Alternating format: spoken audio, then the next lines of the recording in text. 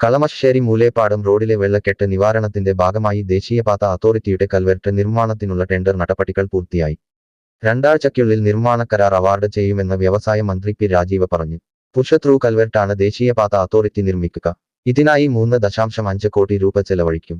ദേശീയപാത authority, railway, Kochi metro, ജലവിഭവ വകുപ്പ്, പൊതുമരാമത്ത് വകുപ്പ് എന്നിവർ ചേർന്ന് സംയുക്ത പരിശോധന നടത്തിയാണ് കൽവെർട്ട് നിർമ്മാണത്തിനുള്ള പദ്ധതി ആവിഷ്കരിച്ചത്. മൂലേപ്പാടം വെള്ളക്കെട്ട് നിവാരണത്തിനായി ജില്ലാ ഭരണകേന്ദ്രം, ദേശീയപാത അതോറിറ്റി, റെയിൽവേ, പൊതുമരാമത്ത്, റവന്യൂ വകുപ്പുകൾ, നഗരസഭ എന്നിവയെ കോർത്തിണക്കിയാണ് സമഗ്ര പദ്ധതി ആവിഷ്കരിച്ചതെന്ന് മന്ത്രി പി രാജീവ് പറഞ്ഞു. ഇതിന്റെ ഭാഗമായുള്ള പൊതുമരാമത്ത് വകുപ്പിന്റെ പ്രവർത്തനങ്ങൾ പൂർത്തിയാക്കി. മൂലേപ്പാടം നഗരിലെ നവീകരിച്ച ബൈലൈൻ റോഡിന്റെയും പുതുക്കിപ്പണിത കലുങ്കിന്റെയും നിർമ്മാണമാണ് PWD പൂർത്തിയാക്കിയത്. പൊതുമരാമത്ത് വകുപ്പിന്റെ പ്ലാൻ ഫണ്ടിൽ നിന്ന് 25 ലക്ഷം രൂപ ചെലവഴിച്ചാണ് പദ്ധതി പൂർത്തിയാക്കിയത്.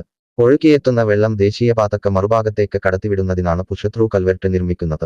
റെയിൽവേയും ഒരു കൽവെർട്ട് നിർമ്മിക്കും. ഇതിന് അനുമതി ലഭിക്കുന്നതിനുള്ള ശ്രമം തുടരുകയാണെന്ന് മന്ത്രി പറഞ്ഞു.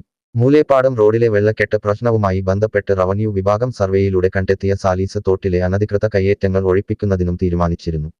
റവന്യൂ വകുപ്പ് കല്ലിടൽ പൂർത്തിയാക്കിയിട്ടുണ്ട്. കയ്യേറ്റങ്ങൾ ഒഴിപ്പിക്കാൻ നഗരസഭ തുടർ നടപടി സ്വീകരിക്കും.